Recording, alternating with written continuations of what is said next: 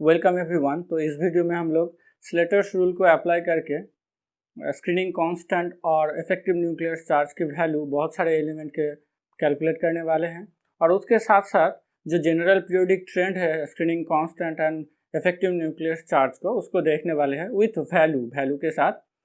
तो शुरू करते हैं। तो ये एक स्लेटर्स रूल है जो कि यहाँ पे रिप्रेजेंट किया गया है शॉर्टली। ओके, तो क्या है, अगर आउटर मोस्ट 1s होगा इलेक्ट्रॉनिक कॉन्फ़िगरेशन, तो उस केस में वैल्यू क्या आता है 0.30, ओके, या फिर 0.30। और अगर ns या np मतलब कि 1s को छोड़ के कोई भी ns वैल्यू होगा, 2s 3s कुछ भी, या फिर np वैल्यू होगा, तो इस टाइप से अरेंजमेंट होता है। यहाँ सेल है, सेल को रिप्रेजेंट किया गया, ये है n cell, n-1 cell, n-2 cell and n-3। n-3 तक दिखाया गया है यहाँ पे। n-4 हो सकता है, n-5 भी हो सकता है, कुछ भी हो सकता है। और अगर nd और nf होगा कॉन्फ़िगरेशन, जैसे कि यहाँ पे देखिए जनरल इलेक्ट्रॉनिक कॉन्फ़िगरेशन, हम लोग जब कोई एलिमेंट की इलेक्ट्रॉनिक कॉन्फ़िगरेशन लिखते हैं तो किस टाइप से लिखते हैं कि 1s, उसके बाद 2s, उसके बाद 2p, उसके बाद 3s 3p, 4s 3d, इस टाइप से हम लोग अरेंज करते हैं। ओके, लेकिन जब हम लोग इलेक्ट्रॉनिक कॉन्फ़िगरेशन लिखने के बाद उसको क्या करेंगे, स्लेटर्स रूल के हिसाब से अगर हम लोग स्क्रीनिंग कांस्टेंट की वैल्यू निकालने जाएंगे तो उस टाइम पे हम लोगों को इस टाइप से ग्रुप अरेंजमेंट करना पड़ेगा। ओके, तो ग्रुप अरेंजमेंट में क्या रखा गया है, 1s एक ग्रुप, 2s और 2p को अलग से ग्रुप, 3s 3p को अलग से ग्रुप, 3d को अलग से ग्रुप, मतलब s एंड p को एक साथ ग्रुप में रखा जा रहा है, सिर्फ 1s को अलग से रखा जा रहा है। ओके, तो यहाँ पे एक चीज क्या हो रहा है कि 4s, अगर हम लोग जनरल कॉन्फ़िगरेशन में जाएंगे तो 4s पहले आता है, उसके बाद जाके 3d आता है। लेकिन जब हम लोग स्लेटर्स रूल को अप्लाई करके स्क्रीनिंग कांस्टेंट की वैल्यू निकालने जाएंगे तो उस टाइम पे 3d पहले आ जाता है, उसके बाद 4s आता है, और 4s और 4p भी क्या होता है, क्योंकि s और p एक साथ ग्रुप बनते हैं, इसीलिए 4s और 4p क्या हो रहा है, यहाँ पे 4s और 4p ग्रुप बन रहा है। ओके, तो चलिए शुरू करते हैं। अगर हम लोग अलोंग द पीरियड्स मतलब कि पीरियड नंबर 2 को देखेंगे तो उस केस में क्या हो रहा है कि lithium, beryllium, boron, carbon, nitrogen, oxygen, fluorine and neon रहता है। तो इसका हम लोग स्क्रीनिंग कांस्टेंट के वैल्यू को निकालने की कोशिश करते हैं, तो हम लोगों को आसानी हो जाएगा कि एक्चुअली क्या हो रहा है और किस टाइप से स्क्रीनिंग कांस्टेंट वैरी करता है, या फिर जो यहाँ पे जो जेड इफेक्टिव है वो क्या है कि इफेक्टिव न्यूक्लियर चार्ज है। ओके, और जेड क्या है, नंबर ऑफ प्रोटॉन, या फिर आप लोग कह सकते हो कि न्यूक्लियर चार्ज। तो लिथियम के केस में लिथियम का जेड का वैल्यू कितना होगा 3, क्योंकि इसका नंबर ऑफ प्रोटॉन कितना रहता है 3। ओके, तो अगर इसका स्क्रीनिंग कांस्टेंट सिग्मा वैल्यू को हम लोग निकालने जाएंगे लिथियम के केस में, तो क्या करेंगे, 1s को एक ग्रुप बनाएंगे और बाकी 2s। तो जिस इलेक्ट्रॉन को हम लोग कैलकुलेट करने वाले हैं, जैसे कि 2s 1 है, तो यहाँ पे तो एक इलेक्ट्रॉन को कंसीडर नहीं करने वाले हैं, बस सिर्फ 1s2 को कंसीडर करने वाले हैं, मतलब कि यहाँ पे कितना इलेक्ट्रॉन रह रहा है 2। ओके, और इसका वैल्यू कितना आएगा, अगर आउटर मोस्ट में कोई s या p होगा, मतलब ns या np होगा, तो उसमें वैल्यू कितना आता है कि 0.35, लेकिन यहाँ पे तो 2s में एक ही इलेक्ट्रॉन है, तो ये नहीं करेंगे, n-1 का वैल्यू लेंगे। n-1 का वैल्यू कितना है, जैसे कि 1s है, वो n का वैल्यू यहाँ पे 2 है, तो n-1 का वैल्यू 1 है, और 1s को कंसिडर करने वाले हैं, और यहाँ पे 2 इलेक्ट्रॉन हैं, तो इसके लिए वैल्यू कितना हो जाएगा 0.85, हम लोग यहाँ से भी देख सकते हैं। ओके, तो कितना हो जा रहा है 1.70। तो अगर स्क्रीनिंग कांस्टेंट का वैल्यू लिथियम का 1.70 आ रहा है, मतलब जेड इफेक्टिव क्या है, Z effective is equal to, हम लोग को ऑलरेडी पता है कि जो जेड है, जेड से क्या होता है, अगर हम लोग यहाँ पे लिखेंगे तो Z minus sigma screening constant value होता है। तो अगर जेड इफेक्टिव की वैल्यू देखेंगे तो 3 माइनस 1.70 हो जाएगा, और 3 माइनस 1.70 इज इक्वल टू 1.30। तो जेड इफेक्टिव की वैल्यू आ रहा है 1.30, लेकिन होना कितना चाहिए था न्यूक्लियर चार्ज 3 होना चाहिए था, लेकिन हो जा रहा 1.30 क्योंकि स्क्रीनिंग कांस्टेंट की वैल्यू के वजह से वो घट जा रहा है। ओके, और स्क्रीनिंग कांस्टेंट के वैल्यू क्या है, वो इलेक्ट्रॉन इलेक्ट्रॉन रिपल्सन है इनर इलेक्ट्रॉन के साथ आउटर इलेक्ट्रॉन का। ओके, स्लेटर्स रूल के बारे में डिटेल्स जानना है तो मेरा प्रीवियस वीडियो भी देख सकते हो, लिंक डिस्क्रिप्शन पे मिल जाएगा। ओके, तो नेक्स्ट बेरिलियम। बेरिलियम का Z का वैल्यू कितना होगा 4, और अगर इसका सिग्मा वैल्यू हम लोग निकालने जाएंगे तो ये तो एक ग्रुप हो गया, और 2s में 2 इलेक्ट्रॉन है, तो एक तो हम लोग एक का वैल्यू निकालेंगे, तो एक का क्या हो जाएगा 1, 2s का एक इलेक्ट्रॉन, और उसका वैल्यू कितना आएगा यहाँ से देख सकते हो 0.35 होगा। बाकी दोनों का क्या होगा 2 इंटू 0.85, मतलब रिजल्टेंट कितना होगा 2.05। तो इसका अगर हम लोग Z इफेक्टिव का वैल्यू निकालेंगे तो 2.05 माइनस हो जाएगा 1.95, इंक्रीज कर रहा है। नेक्स्ट 1s एक ग्रुप और 2s 2p, यहाँ तक तो जो आउटर मेस में क्या था NS था, 2s या 2 मतलब NS था, यहाँ पे क्या हो जा रहा है NP हो जा रहा है, लेकिन NS और NP का जो प्रोसेस है वो सेम है और ये दोनों एक ग्रुप में होगा। तो अगर हम लोग बोरोन के केस में देखेंगे तो P में तो एक ही इलेक्ट्रॉन है और उसी को कंसिडर करना है, तो एक ही ग्रुप में और कितना है 2s और 2p, तो 2s को कंसिडर करना है, वहाँ पे कितना इलेक्ट्रॉन है 2, उसका वैल्यू कितना हो जाएगा 0.35 मल्टीप्लाइड होगा, और 1s में 2 है इंटू 2 इंटू 0.85, इसका वैल्यू कितना हो जाएगा 2.40, मतलब कि 5 minus 2.40 is equal to 2.60। Okay, similarly अगर हम लोग कार्बन की कंसीडर करेंगे तो उसका भी ऐसा ही ग्रुप होगा। इस केस में कार्बन का Z6 है, सिग्मा वैल्यू अगर निकालने जाएंगे तो यहाँ पे 3 हो जाएगा, और यहाँ पे 2 इलेक्ट्रॉन रहेगा 1s में जिसका वैल्यू 1.85 भी होगा, इसका वैल्यू आ जाएगा 2.75। अब 6 से 2.75 को अगर हम लोग निकालते हैं तो कितना होगा 3.25। Okay, next nitrogen. नाइट्रोजन का कितना Z वैल्यू 7, उसका सेकंड सिग्मा वैल्यू अगर निकालेंगे तो यहाँ पे कितना हो जाएगा 1s, और यहाँ पे तो यहाँ पे कितना इलेक्ट्रॉन हो जाएगा 4, मतलब कि यहाँ पे देखिए 1 2, यहाँ पे तो 0 था, 1 2 3 4 जो भी चेंज हो रहा है वो यहाँ पे चेंज हो रहा है, जो भी चेंज हो रहा है वो यहाँ पे फिक्स्ड है। ओके, क्योंकि 1s में हर एक जगह पे क्या है 2 इलेक्ट्रॉन रह जा रहा है। ओके, तो क्या हो रहा है 3.5 प्लस 2 इंटू 0.85 इक्वल टू 3.10। अब 7 से 3.10 अगर निकालेंगे तो कितना हो गया 3.90। ओके, तो नेक्स्ट क्या होगा कि हम लोग ऑक्सीजन को कंसीडर करेंगे। ऑक्सीजन का Z कितना होगा 8, तो इसका सिग्मा वैल्यू अगर निकालेंगे यहाँ पे कितना होगा 5। ओके, और 5 into 0.35 plus 2 into 0.85 equal to कितना हो जाएगा 3.45। तो इसमें Z इफेक्टिव का वैल्यू कितना होगा 3.45, 8 से हम लोग माइनस करेंगे तो वैल्यू आएगा 4.55।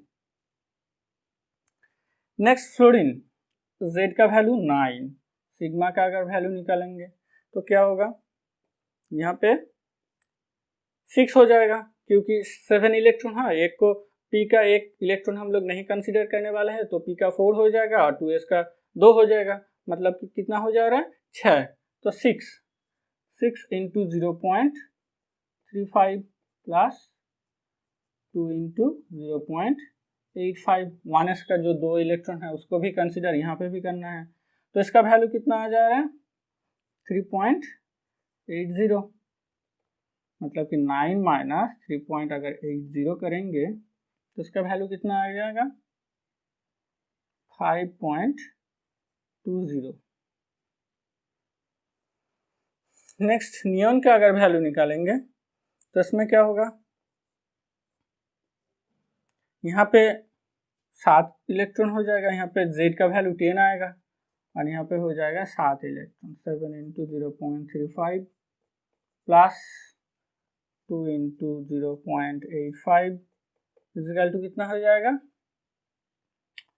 4.15।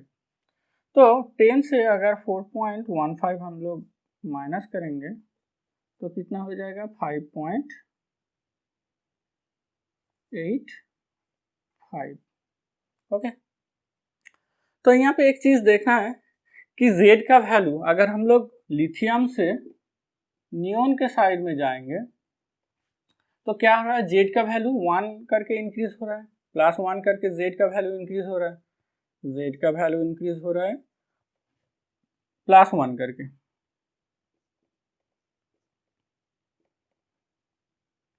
लेकिन अगर यहाँ पे सिग्मा का वैल्यू मतलब कि स्क्रीनिंग कांस्टेंट का वैल्यू हम लोग देखेंगे तो कितना करके इंक्रीज हो रहा है, वो भी तो इंक्रीज ही हो रहा है, लेकिन कितना करके इंक्रीज हो रहा है, तो देखिए यहाँ पे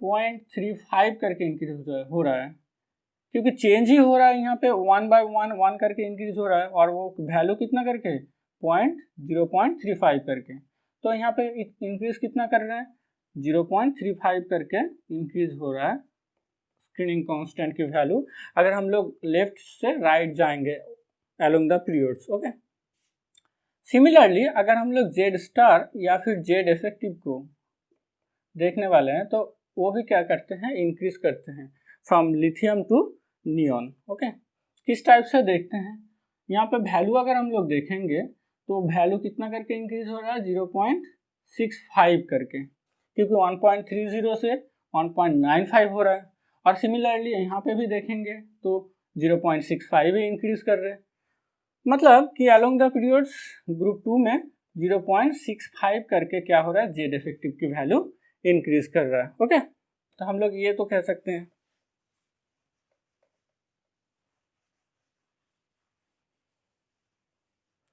कि Z वैल्यू क्या कर रहा है प्लस 1 करके इंक्रीज हो रहा है, Z की वैल्यू अलोंग द पीरियड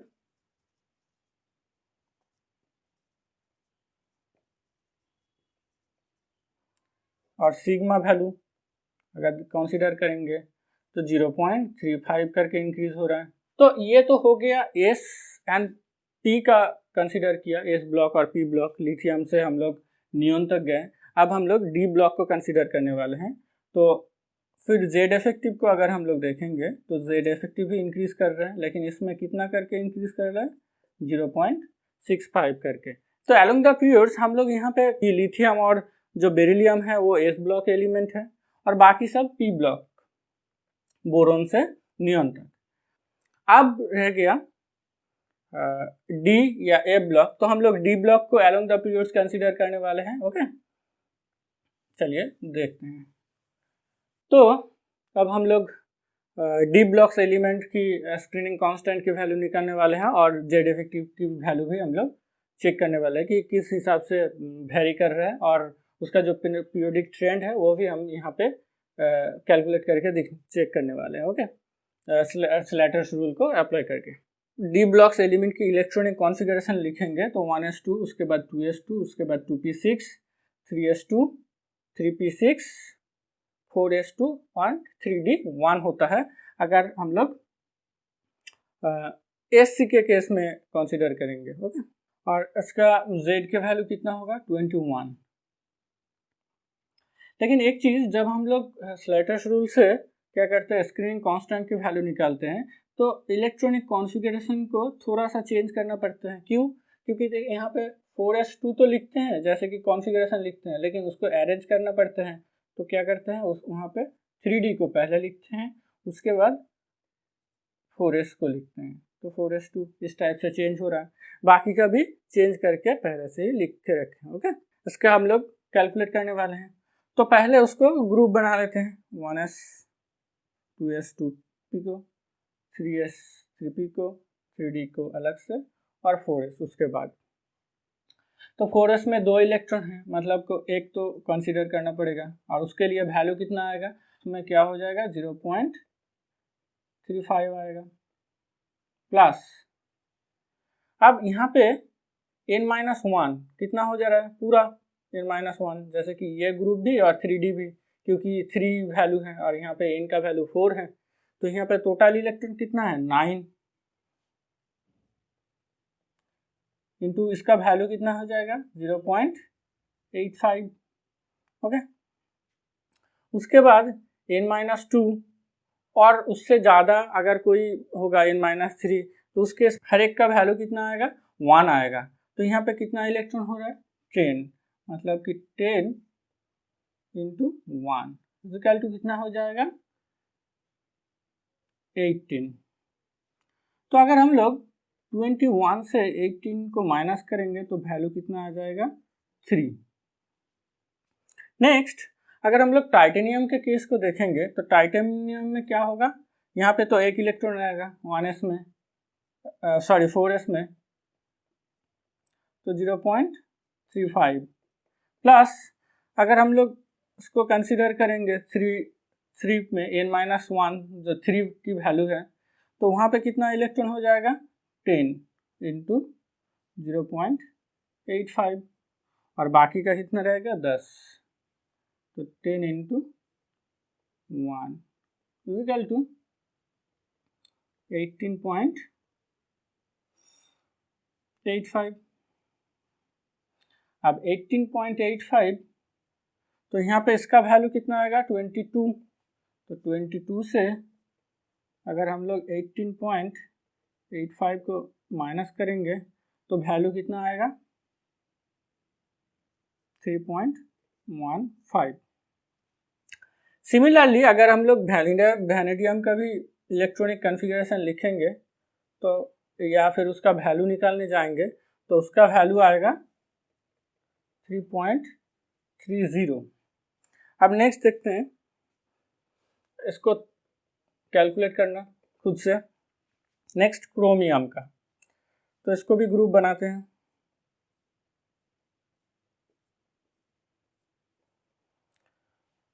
तो यहाँ पे तो 1s में एक ही इलेक्ट्रॉन है, उसको कंसीडर नहीं करना है, तो इसको कंसीडर करना है। यहाँ पे कितना इलेक्ट्रॉन है 13 इंटू 0.85।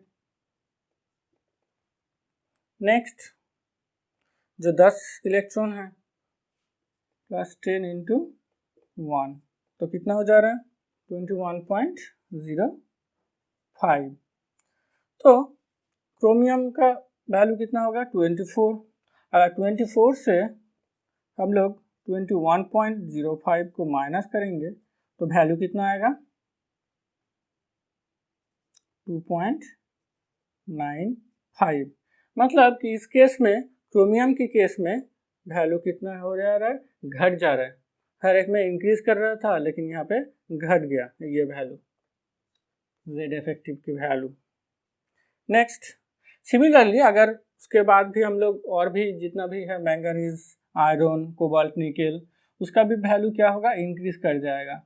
मतलब कि यहाँ पे वैल्यू कितना होगा 3.60, 3.75 इस टाइप से इंक्रीज करेगा।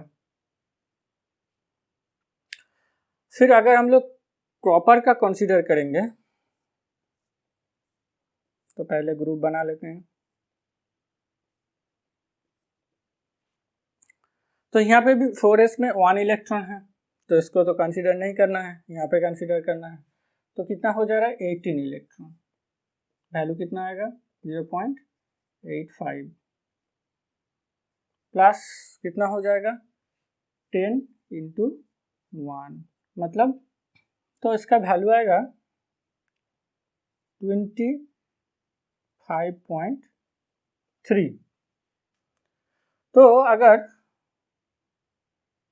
इसका कितना आएगा 29, तो 29 से अगर 25.3 को माइनस करेंगे तो वैल्यू कितना आएगा 3.70। उसके बाद अगर जिंक को कंसीडर करेंगे, जिंक का वैल्यू, तो पहले ग्रुप बना लेते हैं। तो एस में एक इलेक्ट्रॉन है, उसको तो कंसीडर करना है, 0.35 होगा उसके लिए। उसके बाद यहाँ पे 18 इलेक्ट्रॉन है, तो 18 को कंसीडर करना है और उसके लिए वैल्यू होगा 0.85 और बाकी 10 का वैल्यू होगा 1 करके। तो इसका वैल्यू कितना आएगा, इसका वैल्यू आएगा 25.65। तो अगर यहाँ जेड का वैल्यू 30 होगा, 30 माइनस 25.65 इज इक्वल टू 4.35। मतलब अगर यहाँ पे हम लोग वैल्यू को चेक करेंगे तो डी ब्लॉक सीरीज में स्कैनाडियम से अगर जिंक तक जाते हैं, स्कैनाडियम से अगर स्कैनाडियम से जिंक तक जाएंगे तो क्या होगा, जेड का वैल्यू +1 करके इंक्रीज होगा, सिग्मा का वैल्यू कितना करके इंक्रीज हो रहा है 0.85 करके इंक्रीज हो रहा है अलोंग द पीरियड्स।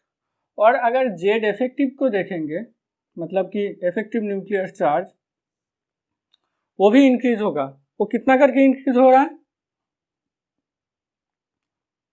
0.15 या 0.15 करके, 0.15 या 0.15 कुछ भी बोल सकते हो करके इंक्रीज हो रहा है, ओके, डी ब्लॉक में। लेकिन एस और पी ब्लॉक में हम लोग जब लिथियम से नियॉन तक गए थे, वहाँ पे जो जेड इफेक्टिव की वैल्यू था वो ज़्यादा इंक्रीज हो रहा था, ओके। नेक्स्ट हम लोग देखते हैं, उसको अरेंज करने की कोशिश करेंगे।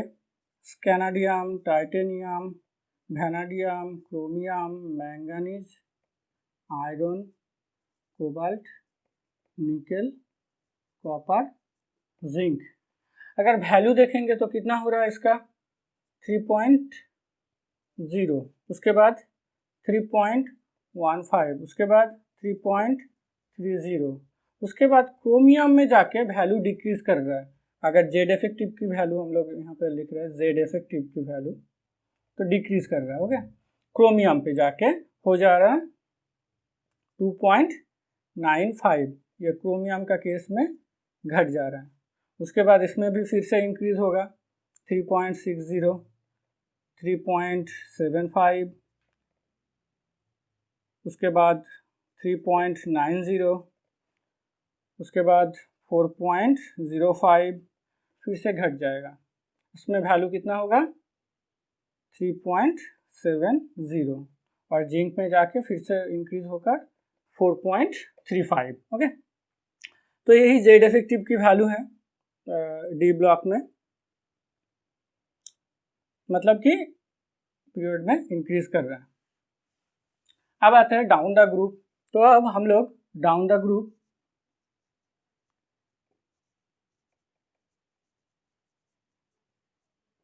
नंबर 1 को चेक करते हैं कि उसमें स्क्रीनिंग कांस्टेंट और जेड इफेक्टिव की वैल्यू किस हिसाब से वेरी कर रहा है, ओके। तो हम लोग क्या कर रहे हैं, लिथियम, सोडियम, पोटासियम, रुबिडियम और सीजियम को यहाँ पे कैलकुलेट करने वाले हैं उसका वैल्यू। तो पहले की तरह इसको भी ब्रैकेट कर लेते हैं और यहाँ पे वैल्यू कितना होगा, यहाँ पे 2s में 1 इलेक्ट्रॉन है तो लास्ट का 1 इलेक्ट्रॉन तो कंसीडर नहीं करने वाले हैं, इसीलिए जो 1s में 2 इलेक्ट्रॉन है उसको कंसीडर करना है। और 2 इंटू कितना हो जाएगा, 2 इंटू 0.85 इक्वल टू 1.75। हम लोग ऑलरेडी इसको कैलकुलेट कर चुके हैं, इक्वल टू 3 माइनस 1.70, 1.30, जेड का वैल्यू 3। नेक्स्ट सोडियम का जेड का वैल्यू 11। सिग्मा का अगर वैल्यू कैलकुलेट करेंगे तो यहाँ से उसको ब्रैकेट में लेंगे और 1s को भी अलग से ब्रैकेट में लेंगे। अब यहाँ पे n का वैल्यू कितना है 3, ये n-1 है, ये n-2 में जा रहा है। तो अगर इसमें देखेंगे तो क्या होगा, यहाँ पे तो 1 है तो n-1 को कंसिडर करना है, जैसे कि 2, यहाँ पे कितना हो जा रहा है इलेक्ट्रॉन 8, तो क्या करेंगे 8 इंटू 0.85 प्लस यहाँ पे 2 है तो 2 इंटू 1 इक्वल टू कितना हो जाएगा, यहाँ पे वैल्यू आएगा 8.8। अब 11 से अगर 8.8 को माइनस करेंगे तो कितना होगा 2.20। सिमिलरली पोटासियम को ग्रुप में डिवाइड कर देते हैं अलग अलग, ओके। अब 4s में तो इसको कंसिडर करना है और यहाँ पे n-1 कितना हो रहा है, ये 3 वाला, तो कितना इलेक्ट्रॉन है 18 और बाकी n-2 या n-3 में कितना होगा 1 का वैल्यू, तो पूरा कितना होगा 10, तो इसमें हो जाएगा 8.5 plus 10 into 1 is equal to कितना आएगा 16.8। अब इसका वैल्यू कितना है 19, तो 19 माइनस 16.8 करेंगे तो कितना आएगा 2.2। नेक्स्ट रुबिडियम के केस में देखेंगे तो इसको भी अलग से ग्रुप बनाना पड़ेगा।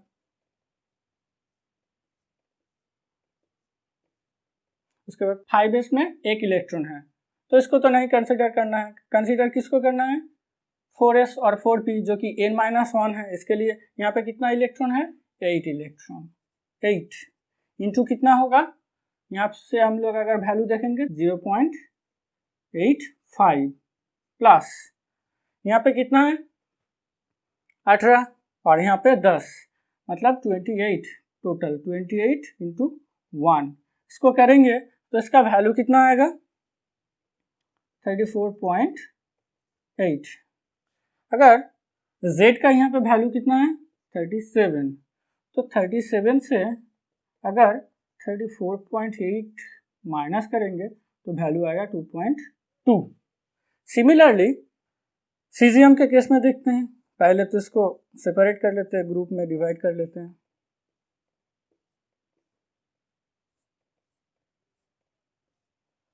अब 6x में 1 इलेक्ट्रॉन है तो उसको तो नहीं कंसिडर करना है, उसका जो n-1 यहाँ पे क्या है 5 में 5s और 5p, यहाँ पे कितना इलेक्ट्रॉन है 8 इलेक्ट्रॉन, इसका वैल्यू कितना हो जाएगा 8 इंटू प्लस यहाँ पे बाकी जो भी है n-2 या n-3 n-4, तो सभी में कितना वैल्यू आएगा 1 करके वैल्यू आएगा, तो यहाँ पे बाकी कितना रहेगा 46 इंटू 1 इक्वल टू कितना हो जाएगा 52.8। अब यहाँ पे Z का वैल्यू कितना आएगा 55, तो 55 से अगर 52.8 माइनस करेंगे तो इसका भी वैल्यू आएगा 2.2। मतलब अगर इसमें हम लोग डाउन द ग्रुप 1 में चेक करेंगे लिथियम से सीजियम तक तो क्या हो रहा है, और सिग्मा का वैल्यू जो भी है इंक्रीज कर रहा है, ओके, सिग्मा का वैल्यू इंक्रीज कर रहा है, मतलब सिग्मा का value down the group increase कर रहा है। और Z इफेक्टिव इसका अगर वैल्यू को देखेंगे तो हर एक में लिथियम को छोड़ के हर एक में 2.2 करके आ रहा है, मतलब कि कोई भी वैल्यू का चेंज नहीं हो रहा है, मतलब यहाँ पे Z इफेक्टिव का वैल्यू कांस्टेंट है, ओके। तो डाउन द ग्रुप क्या हो रहा है, मतलब Z इफेक्टिव कांस्टेंट रहता है डाउन द ग्रुप। इसीलिए क्या होता है कि जो एटॉमिक साइज है डाउन द ग्रुप जाने से बढ़ जाता है, क्योंकि नंबर ऑफ सेल बढ़ जाता है। ये सब चीज़ हम लोग नेक्स्ट वीडियो में डिस्कस करने वाले हैं, ओके। तो अगर पूरा जितना भी सारा हम लोग अभी तक कैलकुलेशन किए हैं और देखे हुए हैं, तो अगर उसको एक साथ लिखेंगे तो किस टाइप से होगा, जो पीरियोडिक ट्रेंड है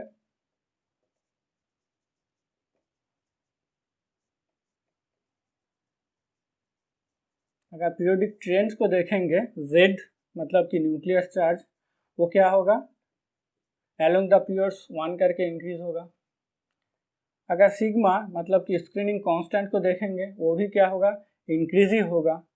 और अगर Z इफेक्टिव को देखेंगे तो वो भी क्या होगा, एलोंग द पीरियड्स इंक्रीज होगा। और Z क्या होगा, डाउन द ग्रुप इंक्रीज होगा। स्क्रीनिंग कांस्टेंट का वैल्यू भी डाउन द ग्रुप इंक्रीज होगा। लेकिन जो Z इफेक्टिव है वो क्या हो जा रहा है, यहाँ पे इसका वैल्यू कांस्टेंट। ओके, तो यही था आज के क्लास। ओके, तो बहुत सारे एग्जाम्पल कराने की कोशिश की ताकि कोई भी डाउट ना रहे।